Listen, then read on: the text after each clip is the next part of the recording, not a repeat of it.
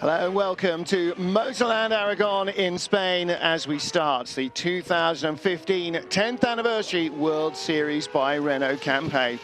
Good afternoon, everybody. Martin Haven alongside me, Tom Gamel, getting ready for the start of the first of two races for Formula Renault 3.5 this weekend on this Aragon circuit.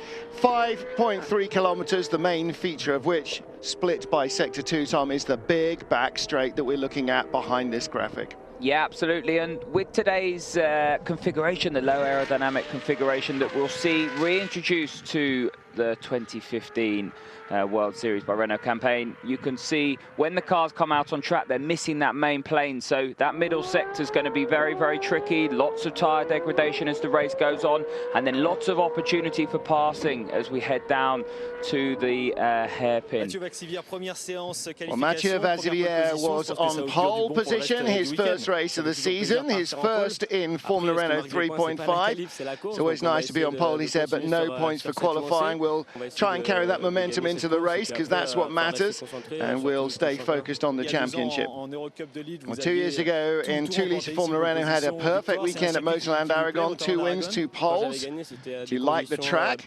So when I won here 2 years ago, it was wet in qualifying. This time, though, the track was dry, so that feels even better because we can really start to see the potential of the car. And with the team, he's with the Lotus team, we've done a great job of setting it up. We worked really hard over the winter, he said, so it's nice to be able to reward the boys with a pole here. Well, it's a great start for Mathieu Vazivière. The young Frenchman will lead the field away at the start of race 1. Motorland Aragon, bright sunny day to start the season for the World Series by Renault. Formula Renault 3.5 is up. Don't forget, you can see all 3 races in 2 Litre Formula Renault Euro Cup this weekend. We'll be showing you race 1 this evening. That's already happened. That'll be this evening on Eurosport.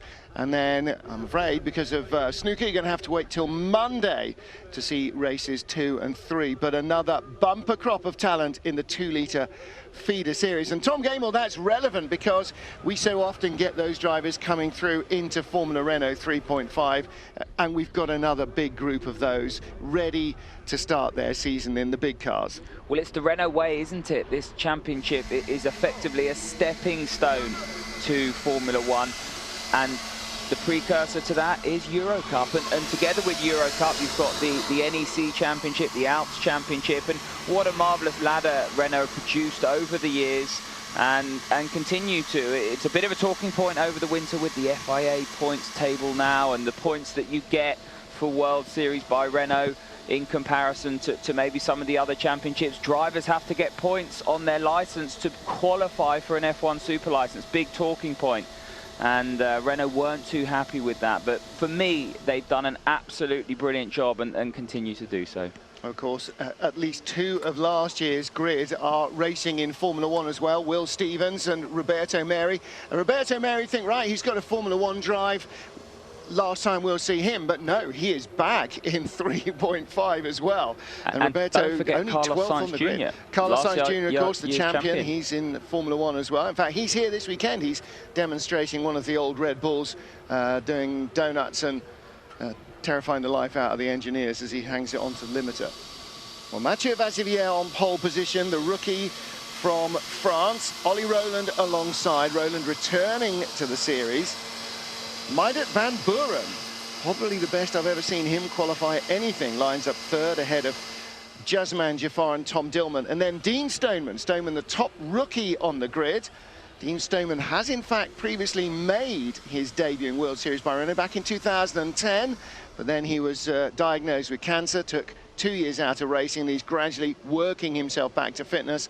And like Theo Elinas, comes to World Series out of GP3. Stoneman raced in GP3 last year. Elinas had a season on the back burner last year, looking for money, but I'm really pleased to see the Cypriot back in a top flight race car. It's going to be interesting to see how he fares this season. He will line up in 7th on the grid ahead of Nicolas Lafiti from Canada.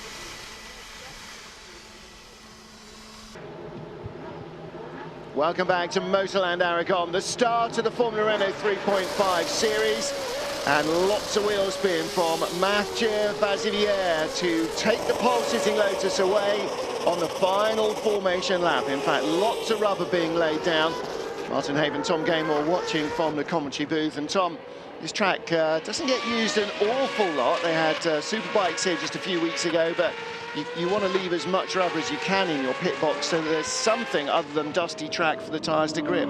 Yeah, you're absolutely right. You hear other commentators and other drivers talking about the dirty side of the grid.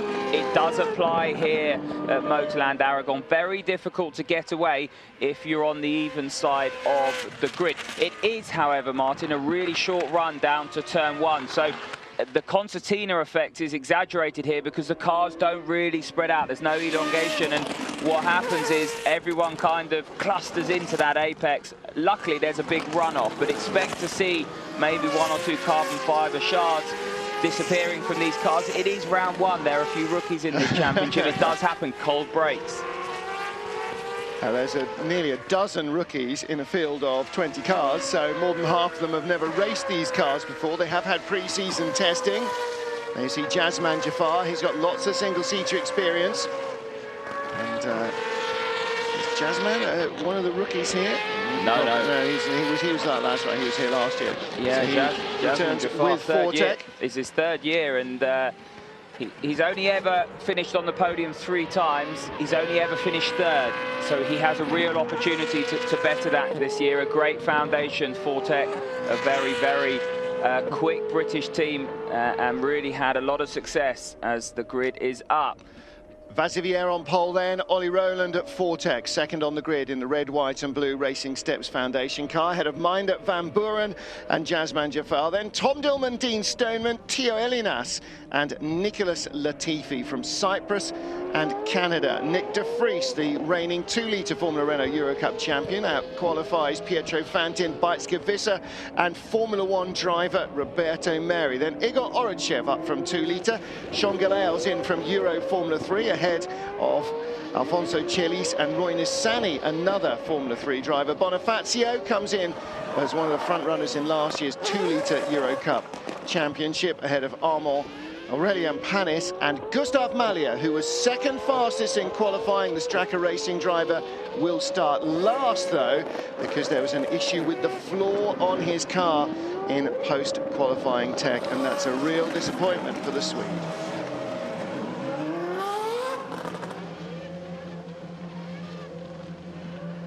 Mathieu Vazivier sits on pole in the black and gold Lotus with the red nose of Ollie Rowland alongside. Motorland Aragon, race 1 of the season that starts here in April and runs until the end of October when they finish off back here in Spain.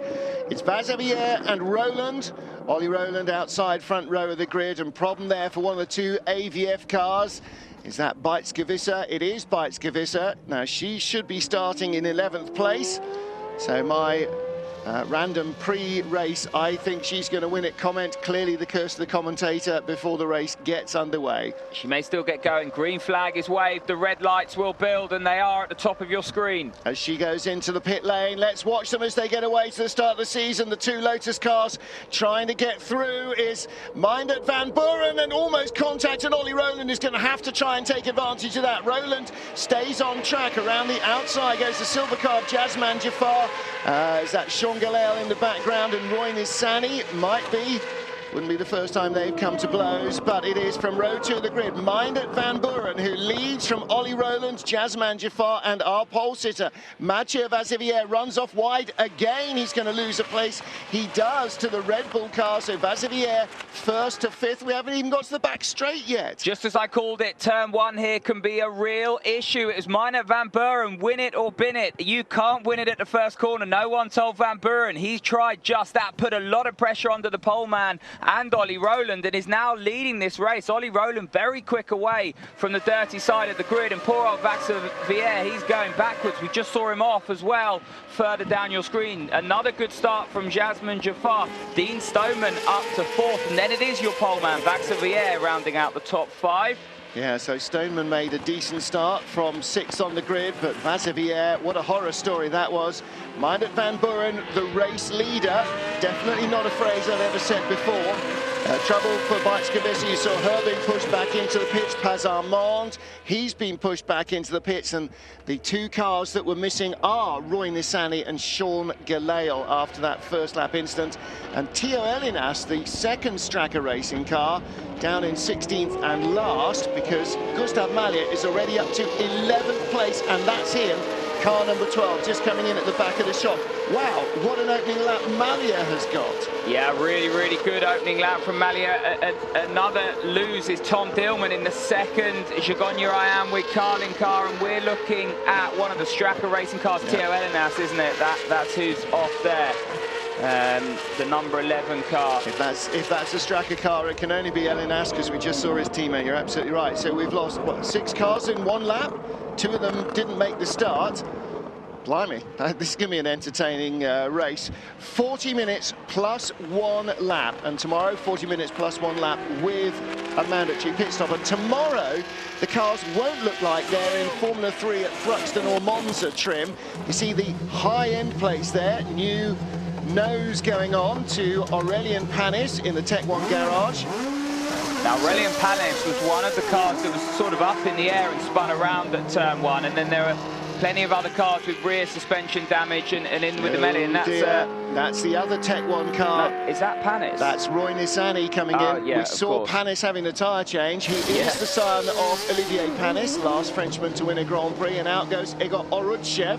Now, he had a puncture off the back of contact with Panis at turn 1. He went off spinning into turn 2 and 3, very quick right-handers, and you can just see Meinert van Buren checking out. He's had a best finish of 5th only in his World Series career so far. He's had a couple of years. He was 19th in the championship last year. What a turnaround from him so far. Well, he's trying to check out, but it's not happening for him. Trying to get the car up in the air to put a new tyre on Roy Nissany's machine. The Israeli was in Formula 3 last year. This is a very different sized car, and away he goes.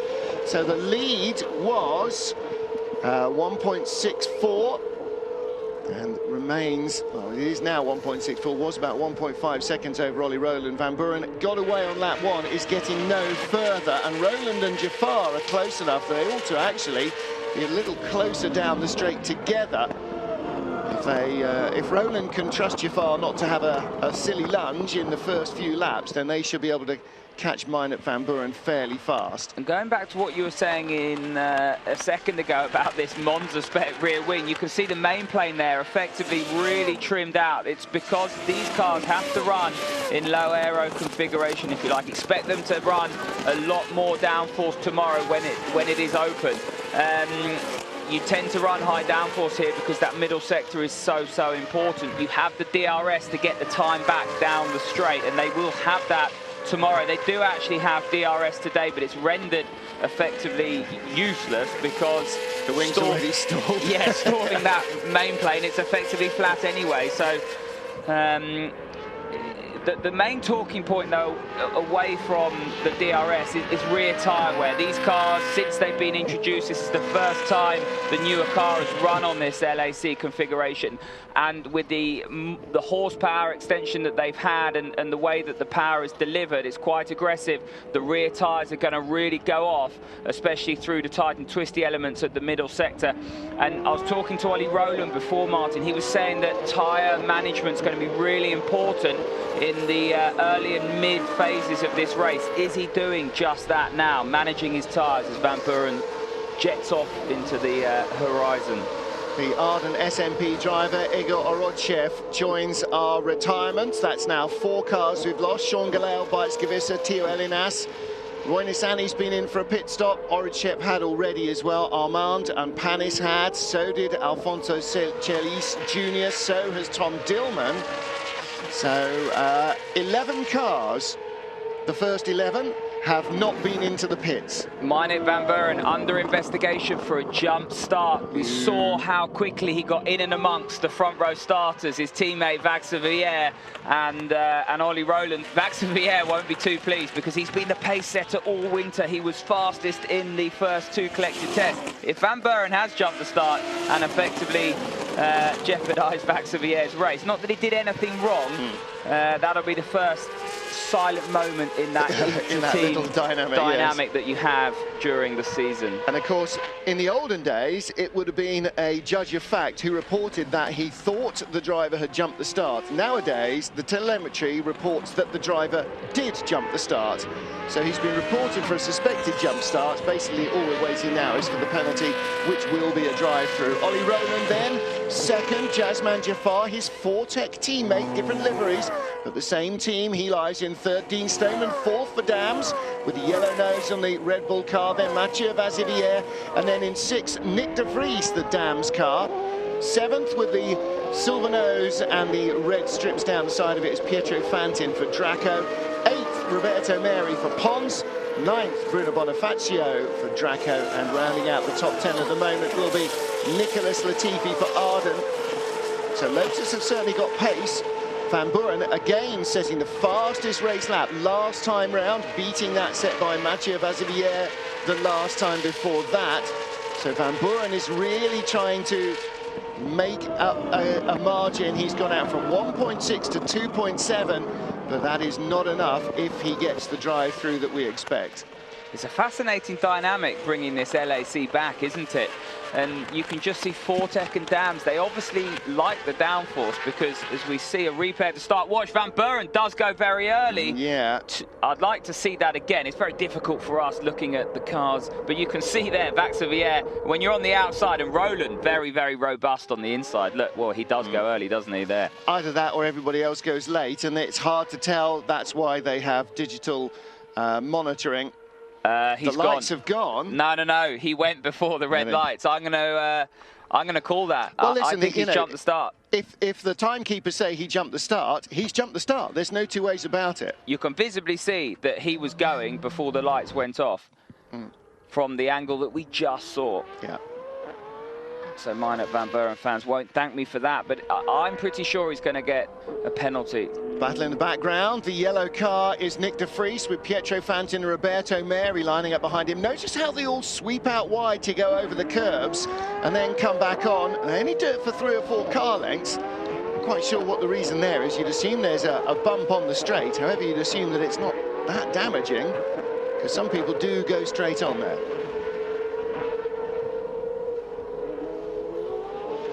Race leader is Minot Van Buren. He is now 3.5 seconds clear of Ollie Rowland and Jasman Jafar, but with the potential of a penalty for a jump start hanging over his head. Tom Gaymore, first of all, the potential for the jump start. We see him go quicker than anybody else, or far before anybody else. You need to see it from the other angle because you can see the lights. The question is, though, even if he didn't have a jump start, going this hard this early, is he going to end up running into tyre problems late in the race that's going to leave him vulnerable to attack? This is something, we're venturing into the unknown here. Nobody else seems to be going quite as fast, and I don't think it's because they can't. Yeah, I mean, Ollie Rowland, I'm pretty sure is managing his tyres.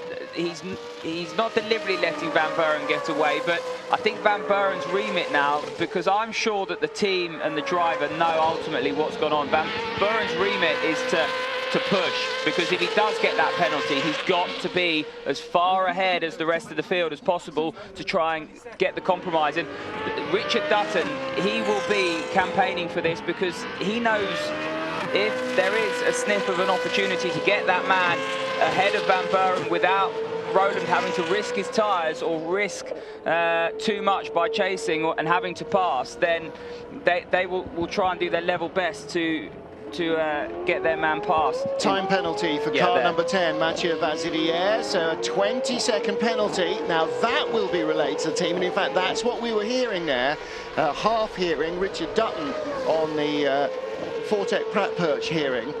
And the deal then means you can let him go, but not too far. You don't have to attack him, you don't have to overtake him, you just have to be 9.999 seconds behind him, and you win. So there's the deal for Ollie Rowland. Manage the tyres, maintain the gap. Van Buren somehow in 40 minutes has to find a quarter second a lap on everybody and hold it. It's damage limitation for Van Buren. Just if the race was ended now, to give you an indication, he would finish around 11th. Mallier is 20 seconds behind the race leader in 11th. So that's just how well, devastating it is for the Lotus crew and for Van Buren, but it was an obvious jump start. That's now been communicated to Ollie Rowland. Ollie Rowland will manage his position. He's doing a good job. He's got a comfort blanket over Jasmine Jafar. The car looks good at this stage. He's doing everything he did or told me he was going to do. So this is perfect for Fortek and Ollie Rowland at this stage. Well, now for the other Lotus that we're looking at here, the number 9 car of Mathieu Vazivière, the real pressure's on to get by Dean Stoneman. At the moment, let's assume that the gap doubles and Van Buren is 6-7 seconds ahead because he set another fastest lap. Well, that will drop him down somewhere around the Stoneman-Vazivière route, and you can see team talking to on the radio to Van Buren to keep pushing. So if it did, then it dropped Van Buren back, then Vazivière may end up behind his teammate despite that penalty. Well, you see one of that's Roberto Mera. No, it's Paz Armand. I'm saying Roberto Mera, very unusual mistake from him, but it's not him. That's one of the 2 Pons races. Can't get my head around Pons not in blue and black. That's very strange. Cito Pons' team in black and yellow this year, which is quite an odd combination. You're going to have to get used to that. It's as obvious as the red and white that Fortek carry through most of their championships. Yeah. The Dams livery, that yellow and black, but yeah, it's so different seeing the Pons cars as they are now. Pons is black with yellow, Dams is definitely yellow with black highlights, or side patches or whatever. Red, white and blue for Ollie Rowland, the Fortek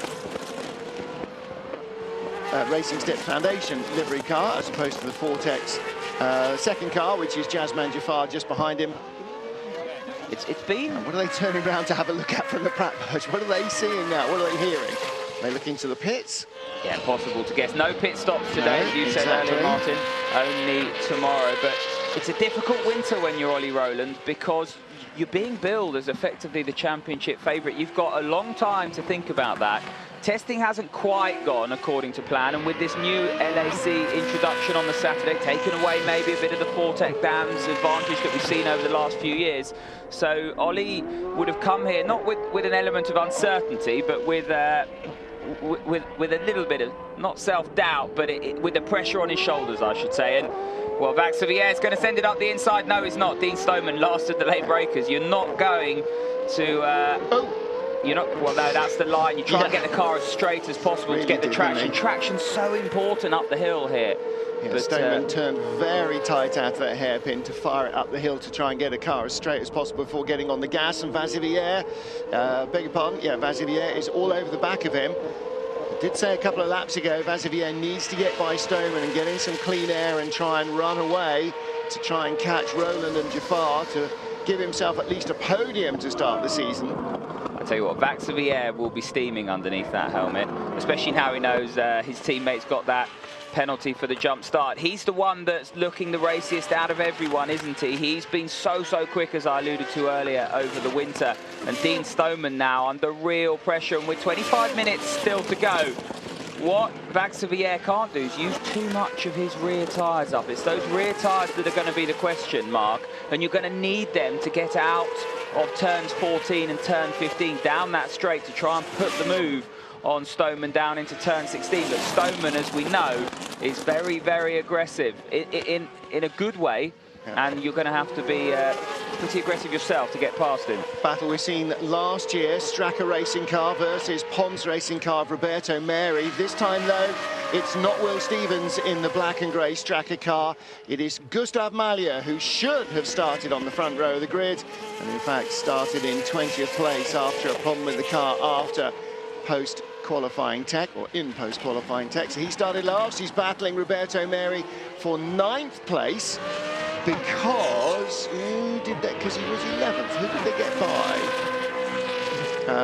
Was that Dillman dropped down, now down to 15th. Dillman, I think, carrying a problem with that Jaguar I am with Carlin car. He's 2 laps back, isn't he? But Malja now to the outside, and Meri using all of his experience to cover the inside, and he's saying, well, listen, if you want to pass me, you're going to have to do it the hard way. Has to get the car stopped. That's a block move there from Meri. Didn't quite get it stopped, but he had Malja where he wanted on the outside. Couldn't get the switch back. but just the fact that he was forced to defend on the inside shows that Malia had a good run and has got a quicker car down that straight than Roberto Meri, because Meri is nobody's mug in these things. Nearly won the championship last year, ended up with a Formula One drive somehow anyway. And Malia in that Straka car all over the back of him. He needs to get on with this a little, because Bruno Bonifacio in the Draco racing car is behind him. Bonifacio, another rookie, stepping up from the 2-litre Renault Euro Cup last year. He joins an all-Brazilian affair, doesn't he, at International Draco. His teammate Pietro Fantin, very experienced in this championship.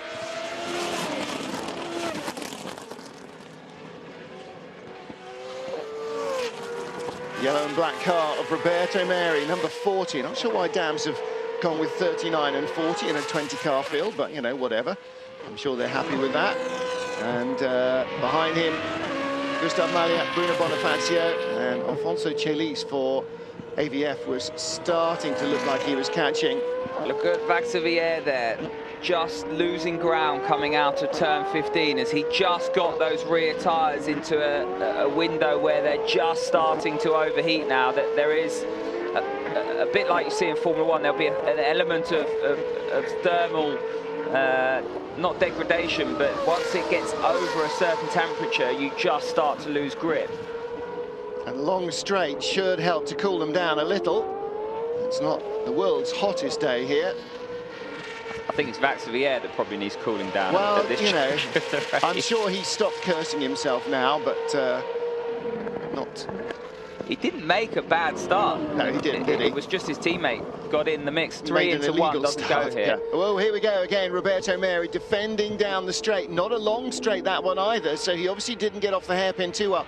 I think Meri's right front wing is flapping around a lot. Has he got an end plate on it? Have I not noticed that before? He doesn't have an end plate on it, so it might be his end plate that was sitting in the middle of the turn 1-2 transition after the first corner. That's probably why the thing is not hauling down the straight the way that it ought to. Yeah, those end plates do provide some aero efficiency. They help guide the wind over the floor. The floor is essentially where you get a lot of downforce from these cars, from most single-seaters, in fact. So probably they'll be losing aero efficiency. They'll be losing grip now as well, especially through the left-hand corners. And Malia really doing his level best to get past. Malia's a strange individual in terms, well, I don't mean that personally, but in terms of his success in Euro Cup was non-existent, but he had success in the North East Championship, the NEC Championship, and he was so quick in Formula ADAC in 2012, second to Marvin Kirchhofer, and he's no slouch, so he's obviously got a huge amount of talent. Put it on the front row here. So that Euro Cup bubble was effectively a learning curve for him. He's certainly come up to 3.5 now, and without that DQ in qualifying, would probably be right in the mix at the front. Yeah, absolutely would be. Stoneman still holding off Vaxivière. The Red Bull and the Lotus cars, 4th and 5th. Dean Stoneman just in front for Dams Racing. 11 laps in. It's not about the number of laps here. 20 minutes remain, plus one final lap. And Vaxivière, after a lap of a breather, starts attacking Stoneman again. The only problem with taking a bit of a breather is that you get to relax, your car gets to relax a little, and maybe you can use a different line to cool the tyres and bring temperatures down, but then so does the guy you're chasing. Well, Stoneman there just running wide through turn 7. Now it's the direction change, 8 and 9.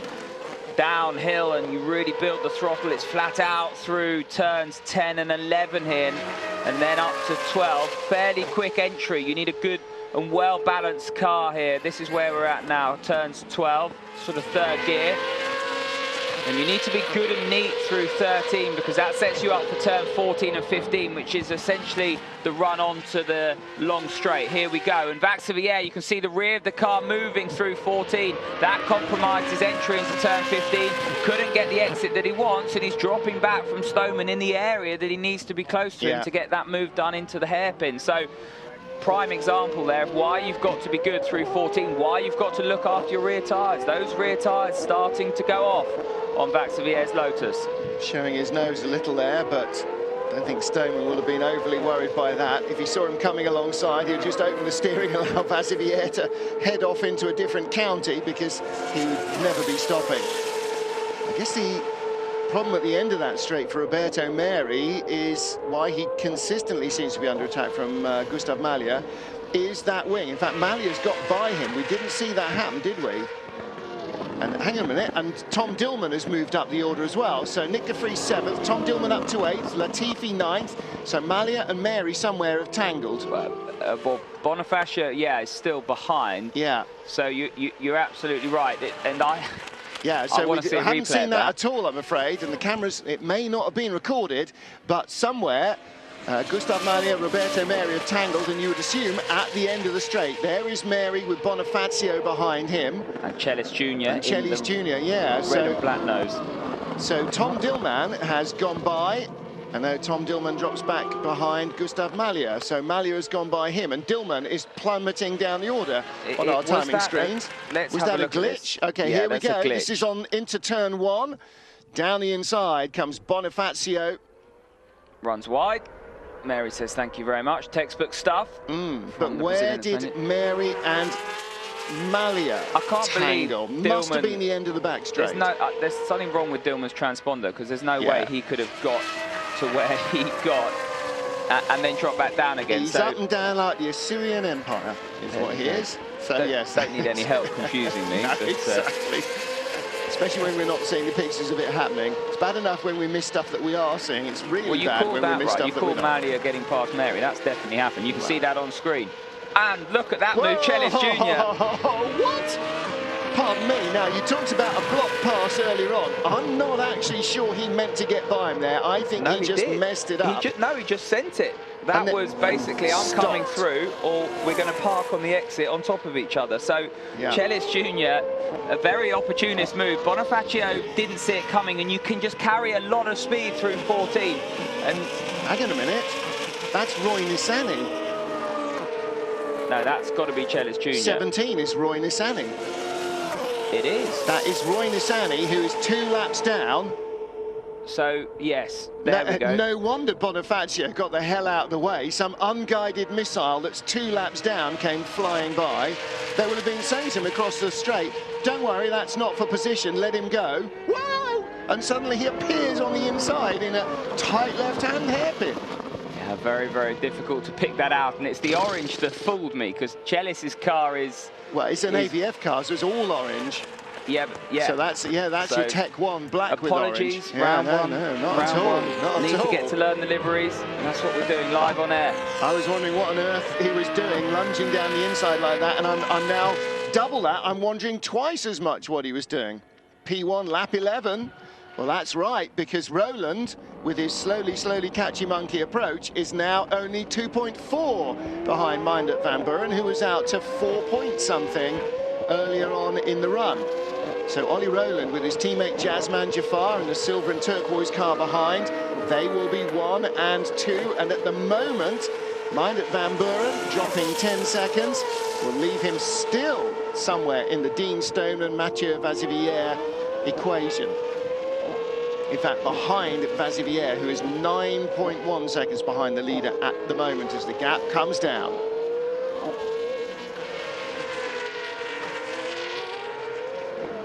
Mindert Van Buren with a 10-second penalty over his head for a jump start leads the race here in Motorland Aragon. Ollie Rowland in second, Jasman Jafar in third, both for Fortec will be first and second. And here is the battle for third. Dean Stoneman leads the other Lotus, the black and gold number 9 car of Mathieu Vazivière, our poleman, who was edged out wide into turn 1 by his jump-starting teammate who came from behind, and Roy Nissany. Where are we? We're April the 25th. I'm saying he's already off the Christmas card lists, definitely of Bruno Bonifacio, and in front of him Roberto Meri, without question, and there's still 8 months till Christmas. Well, Nissany tried something at turn 1, and Dillman keeps on going up and down our timing screens. Yeah, we're ignoring Tom to, Dillman with no disrespect, but it's not helping. To pick that out. I'd like to see him on track actually, but essentially Nissany in the meat is the meat in this sandwich, and Bonifacio will not welcome him being there. He's trying to get past Mary. Nissany said, well, if you're not going to get past him, I'm going to try and unlap myself and clear off. So Nissany's put the move on Bonifacio just around the corner from where we're heading now. So we'll head through 12 and 13. That's where Nissany put the move on this man, the white car, the Brazilian Bruno Bonifacio, the International Draco Racing entry in. Nissany not close enough to Mary to do the same. This is all irrelevant because he was facing the wrong way in turn 1 after contact, and he is 2 laps down, Roy Nissany. So he's just essentially getting in the way and ruining other people's battles. Now, obviously, he wants to drive the car as quickly as he can, but you need to have a degree of discretion in these circumstances. What's fascinating me is the fact that Van Buren now, lead is coming down. Ollie Rowland, without doing too much, has been driving to a delta lap time to conserve those rear tyres, and Van Buren, who went off like a scalded hare earlier on in the race, is now starting to struggle, isn't he? Yeah. That's not going to help his cause one bit with that 20-second penalty. Well, listen, that answers our question from earlier on. How fast can you go in LAC, low aero configuration, before it all goes wrong? And here is the double-lapped car of Roy Nissany right up behind Roberto Meri. And that's why Roberto was under pressure all the way down the straight, all through the race, because that damaged wing means no grip at the front when you're braking. And that right-hand front wheel is the one you want to lean on as you roll off the brakes, and it's not got the aero you want. And that's not going to help Roberto Meri. He'll start to find that flat spot, and if he's got to defend brake late from Bonifacio, he won't mind too much if Nissany comes, because as you said, it's not really the cause that he's fighting, but that will affect him with 12 minutes left on this clock if he has to defend from Bruno Bonifacio later on in the race. And the real problem is with a loose cannon like that rolling round on the deck, there's no guarantee he's not going to shunt you from behind. In the pits is the other AVF car. We had 16 Bikes Kavissa in earlier. She didn't start the race. Her car's already up on stands being prepared for tomorrow. Jr. And Alfonso Chiles Jr. comes in and he retires as well. So that's 2 DNFs, or 1 DNS and 1 DNF for AVF. I'm afraid Adrian Baez will not be over thrilled with that start to their season. Qualifying 2 and race 2 on Sunday had better go a little better than that. As it stands at the moment, it is a Fortec 1-2, because although Meinert Van Buren, who shot through your screen in the Lotus livery car, is leading, it is essentially his race is over because of that 20-second penalty, so it is a Fortec 1-2. The real problem for Ollie Rowland is there's 11 minutes and a lap remaining. He doesn't have to pass Meinert Van Buren, but at the rate that Rowland and Jafar are lapping, compared to the rate that Van Buren is lapping, which is 2 or 3 tenths slower, actually they might catch him by the end of the race, and there's a problem. Suddenly, instead of having clear air in front of you when you're Ollie Rowland and your teammate safely behind, if you start running up behind Van Buren, you're going to have to pass him just to stop Jazeman Jafar jumping you on the last lap and taking the win. You're what absolutely right. Ollie Rowland to be praying that that does not happen. Yeah. Could you please go down to Lotus and ask him to hurry up and stay in front? Meanwhile, the engineer on the pit wall is probably thinking exactly the same as you and I, Martin, because there is every possibility that that could happen. Vaxivière dropped off the back of Dean Stoneman, so just shows that aggressive nature, the pace that he had, couldn't use it, couldn't get past Dean Stoneman, has overheated his rear tyres, and he may come back for another go just before the end of the race. As it stands at the moment, struggling. Well, actually, that shot there, just the go-away shot towards the end of the straight, answered my question as to why they all weave over the curbing halfway down the straight, because you saw him not, and a big puff of smoke from the floor as the bump hits him. And that is a good kick up the seat of the pants every lap. Yeah, so it's physically unpleasant. If you've got any fillings, they'll probably fall out over the space of a 40-minute race. But what you're doing is what happens when the floor touches the ground. It's friction. What's that going to do? It's going to slow you down. So that's why they're trying to get away from it. They don't want the belly of this car on the floor, because that's going to really hurt your speed. Well, there is Roberto Meri, still with Roy Nissany behind him, the Israeli driver in the Tech 1 car. The black car with the Dayglow orange highlights, and the white machine of Bruno Bonifacio closing in. The Draco Racing team, originally, of course, from Brazil. came over to race in Formula Lotus Nassani many just fell years off ago. there, didn't he? Well, you know, that's maybe setting a trend there for the season. I don't wish to be too harsh on him, but he struggled a little last year in the Formula 3 Euro Series. I think these bigger, faster cars may be stretching him a little bit more again. For Bonifacio, it's a bit like being chased around the garden by a wasp. You just don't want that attention. Like you said, a loose cannon earlier. You just want to be able to focus on Mary. Look, this is Roy Nassani outbreaking himself, going off. Now, you're still saying that move down into turn 9 was deliberate. You're sticking with that? No, that was deliberate on Bonifacio, definitely. So he deliberately drove out wide there to get out of the way. I'm saying he's not got a handle on the car yet. Well, that's all. There could be that, but that was just down at turn 1. And here's Meinert van Buren leading on the road, I should say, from Ollie Rowland, Jasmine Jafar, effectively a Fortec 1-2, as I said earlier. There's Dean Stoneman, who's effectively in 3rd place for Dams.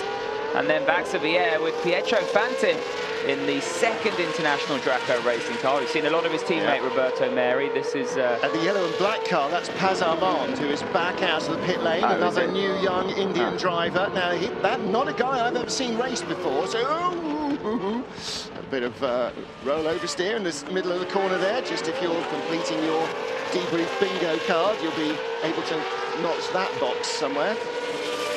It's almost confusing. It's Fido Paz Patrick Armand. Yeah, well, a selection of names, many of which, or some of which, may appear on your entry list at some stage in your career.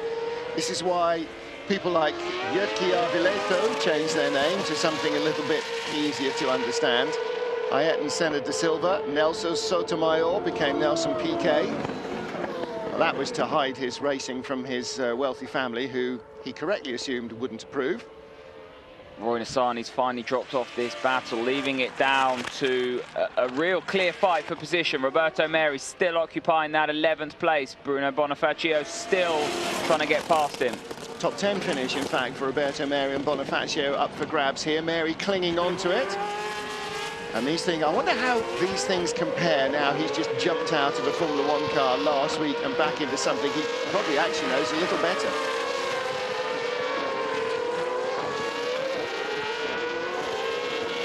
Roberto Meri in the yellow and black car in 10th place, holding off rookie Bruno Bonifacio. Roberto Meri, one of last year's championship front runners. His season challenge came to an end when he was clattered off race 1 in the final weekend in Jerez. Yeah, it could well have ended up.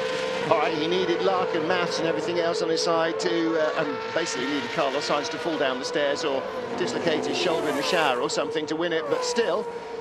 Dicing here with Bruno Bonifacio. Bonifacio goes by in a straight line. Meri on the inside gets it stopped without the lockup, and that's a measure of how good a driver he is rather than how good a setup on the car he's got, because his front wing's been flapping around since corner 1, lap 1. Now he's under pressure, couldn't get to the inside. He wanted to try and get back across, and Bonifacio has got past Roberto Meri finally. You're right, though. Meri did a really good job into the hairpin, driving to what's underneath him, which isn't what he was hoping for. Bonifacio doing the right thing. The International Draco Racing Squad looking on, waiting for that run up the hill. And then Nassani up the inside. Don't do that. Roy Nassani in the Tech 1 car, the black and orange machine, 2 laps down. Just had a major wobble through turn 1. Chasing the leaders. Meinert van Buren, the black car, number 10, leading on the road, was 2.1 seconds in front of number 4, Ollie Rowland, in the Fortec Motorsport entry at the beginning of the lap, and I think that again has come down. Jasmine Jafar lies 3rd. Rowland's 2/10 quicker on sector 2 alone, 1/10 slower on sector 1. I think Rowland is trying to ease his pace.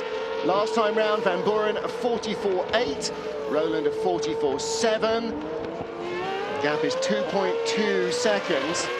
I think, if anything, it's just that Jasmine Jafar has gone slower. Yeah, well, Jafar has backed off. He's back in the 45s because he thinks, I'm not going to catch Rowland and pass him cleanly before the end, and I'm still going to be in 2nd place. It's the old days of Thunderline. I'm not pushing. The others are going slower. Yeah.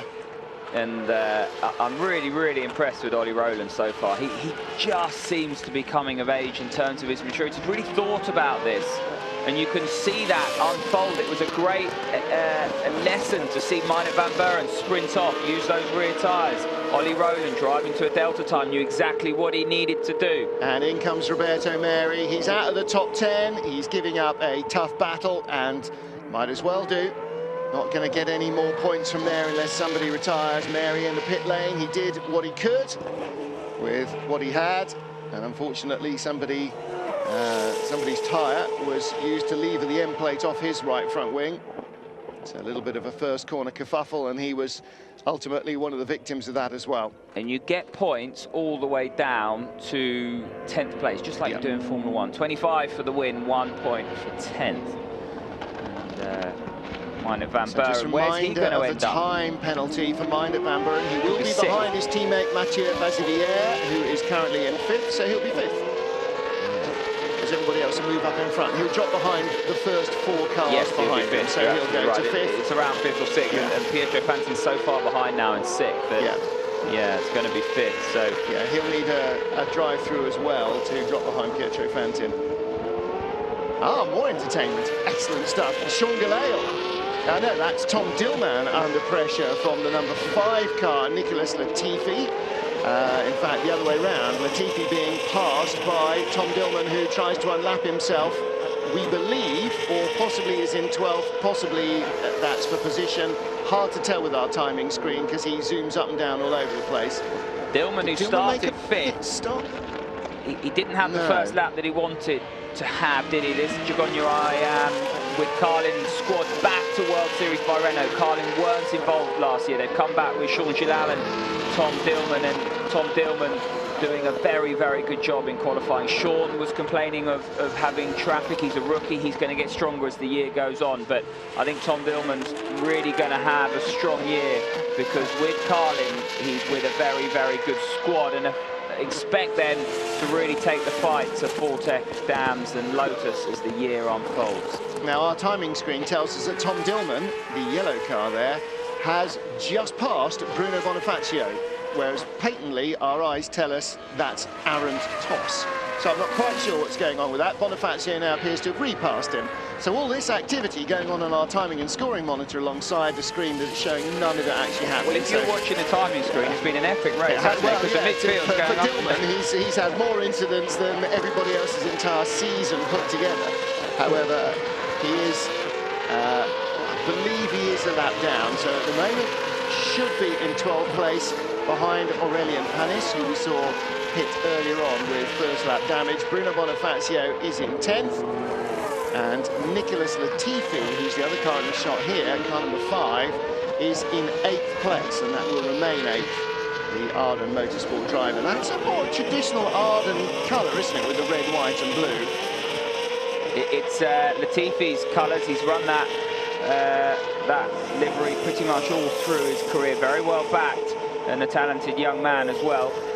And he's been plying his trade in and around Formula 3, and with that Safina sponsor behind him, expect him to progress. He's, as I said, well backed and will do a campaign or 2 in this championship. And with Arden, he's in good hands as well. They know how to run a good car, just like Fortec Dams, just like Carlin. And we see Dillman running wide there. That's not going to hurt him though. This middle sector, there's effectively one line, very difficult to get past, and Latifi can't make it stick. But yeah, Latifi is plying his trade and progressing nicely. Still very young as well, 19 years old, the Canadian. Tom Dillman, on the other hand, 26. And you start to think, Tom, it's time to find a drive in sports car racing, because Formula 1 is not coming calling. He's done that. He's come back, hasn't he? He's synonymous to GP2. He's got race wins in that category. Then he went the sports car route last year because he never, ever had the funding. Tom Dillman was always battling against that. Where's the next opportunity coming from? This year, he's got the stability. He's with Carlin. He's being backed by Jaguar. He's effectively going to be coaching and bringing along Sean Gelael, and that's his role. We see that happen, that model, if you like, occasionally in single-seaters as younger drivers that are well-backed bring a senior driver along to help their development. You want someone in your stable that can bring you along. Meinert van Buren doing his level best to eke out. Yeah, throwing everything at it, isn't he? He was 3.6 ahead of Ollie Rowland coming on to this final lap. Jasmine Jafar lies in third on the road, but Van Buren in the Lotus, the black and gold car, with a 10-second penalty to add to his time. Last lap round, that's why Dillman is trying so hard. Mathieu Vazivier, his Lotus teammate, was 10.4 behind. Van Buren is outpacing his teammate to try and make sure he stays in the top 4 rather than drops to 5th. Well, but for Richard Dutton there in the white shirt, this is going to be a Fortec 1-2 time-affected result. Will put Van Buren back down to 4th place behind Jasmine Jafar and Dean Stoneman and Ollie Rowland. Well, Pietro Fantin's going quickly as well. He's only got a couple of seconds to get. So Minot Van Buren had to push. Fantin's 23.5 seconds yeah, but behind it's 20 Van seconds, isn't it? So 10. No, he's got a 20-second penalty. Oh, has he? I beg your pardon. Yeah, Sorry. 20-second penalty. I was thinking it was a 10-second penalty. It's car 10, 20-second penalty. Yeah. Yes. All right, so we'll rephrase that. Pushing. So he's trying to stay in 5th place, yes, ahead of Pietro Fantin. Into the hairpin for the last time comes Ollie Rowland. He will be behind Minot Van Buren on the road. Van Buren takes the checker, and the 20 seconds starts from now. Ollie Rowland sweeps under the Fortec pit wall. They're jubilant. It's a 1-2 for the team, or it will be. Dean Stoneman will finish on the podium in 3rd, ahead of Lotus's Mathieu Vazivier. And then waiting for Pietro Fantin. And looking here at Gustav Mahler, 12 versus Tom Dillman. Yes. Yes, Tom Dillman. Yeah, Sean should add out the race. Dillman is behind on the road, a lap behind, 2 laps behind, 1 lap behind, somewhere there, or possibly in front, hard to tell. We know he's there. He's in Motorland Aragon. Let's keep it at that. Dillman's transponder needs sorting out, definitely. Richard's on the phone already. Richard's on the phone. Derek Walters in the white shirt. I said a second ago, he's the man that essentially travels around with the Racing Steps drivers, helps pick them and nurture them. And Ollie Rowland, they've really got a star in the making here. We've said it so many times, but you come here, I alluded to it earlier on in the race, you're effectively everyone's favourite. You've got a bit of pressure on your shoulders. The LEC's come in, you haven't quite got the advantage you wanted, but he's come to race 1 with his team, and all that hard work has paid off. It's the biggest relief, and you just know then it's there, it's still there. You've got the platform you hoped that you'd have over the winter, and he'll just grow and grow and grow in confidence, expecting to be very quick throughout the year. Jasmine Jafar, that's a good return for him. I said he'd only ever finished a high place of 3rd. He's got 1 better. That's a good place to start the season, certainly, on the podium with your teammate. So it shows that the Fortec team have got good setup. Fortec ran Dams very close for the team's title last year. It came down to a tiny hatful of points in the end, didn't it? Almost single figures, I think. It was single figures. And then Dean Stoneman in 3rd. Yeah. A really, really good start to his campaign. Yeah. The Red Bull back driver for the first time. There's a lot of pressure. For Dams as well, because they've got 2 rookies as they try and defend their team title. So they need Stoneman to be strong, and Nick de Vries as well. Motorland Aragon, race 1 of the Formula Renault 3.5 season, and Ollie Rowland, the race winner from teammate Jasmine Jafar, joined on the podium by Dean Stoneman. Mathieu Vazivier in 4th, and Minot Van Buren, the winner on the road, in 5th spot. Tom Dillman, anywhere between 6th and last, depending on which particular part of the lap the timing screen was working on. Not sure he actually finished in the top 10. However, they retirements, quite a number of them. Roberto Meri retired with a damaged front ring. Roy Nissany and Paz Armand also a lap down. I think Tom Dillman was a lap down after getting tangled up at the start of the race as well. And try and catch up with our race winner, Ollie Rowland. Just had a little bit of chat in the garage between him and team boss Richard Dutton, saying that he was worried about whether or not he was going to get bottled up behind Minot Van Buren. Straight out of the car, Oliver Rowland, our first Formula Renault 3.5 Series race winner here at Motorland Aragon. How do you feel after the race, Oliver? Yeah, fantastic. I don't suppose we thought we could win yesterday. The low downforce doesn't quite suit my style, and there's a bit of room for improvement for me, but to win in those conditions in this situation is amazing, and you know, it just bodes well for the rest of the season. Things were a bit testy at the start with both Lotuses. Can you tell us what happened? Did you see Minded Van Buren jumping the start from P2 on your grid where you were? Well, I knew I had a good start compared to Fox Xavier, and then I saw Van Buren come, and I said on the radio on the first lap, you know, has he jumped the start? And they said, yeah, he has. So yeah, I knew that it was too good to be true, sort of thing. So one race and you're already leading the championship. I guess this bodes well for the future, your title bid this year in Formula Renault 3.5? Exactly, it's a perfect way to start. So we just need to continue to work hard. This is probably one of my weaker tracks, so to win on it, you know, I'm really, really happy. Thank you very much, Oliver. Well, great start to the season from Ollie Rowland. Toulouse Formula Renault Euro Cup. He was very fast, a race winner, maybe a little bit of a diamond in the rough, bit impetuous, maybe impatient. Last year, his first season in 3.5, he really learned the importance of waiting for the right opportunities.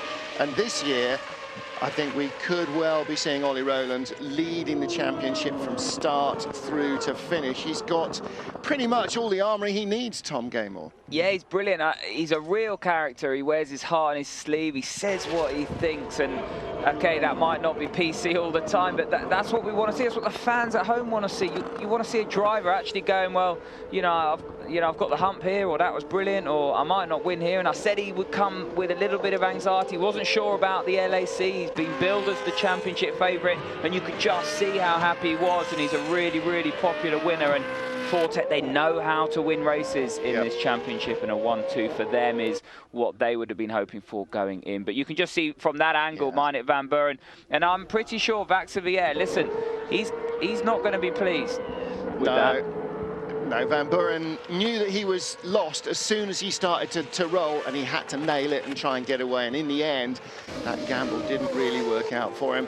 And Fortec ended up with a 1-2. And after Dams returned to the series 2 years ago and won the last two teams championships and produced the champion driver, Fortec are desperate to try and step up to that position as the new champion team, and that is a great start for them in this season.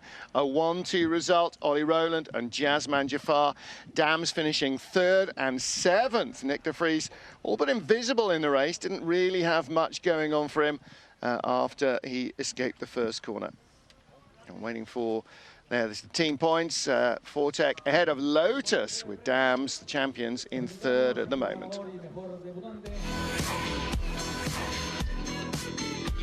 So don't forget, you can see tomorrow's race live. The slightly earlier time of 13:15 CET. That's 12:15 British Summer Time, 11:15 GMT. And join us this evening for 2 Litre Formula Renault after the snooker, whenever that is.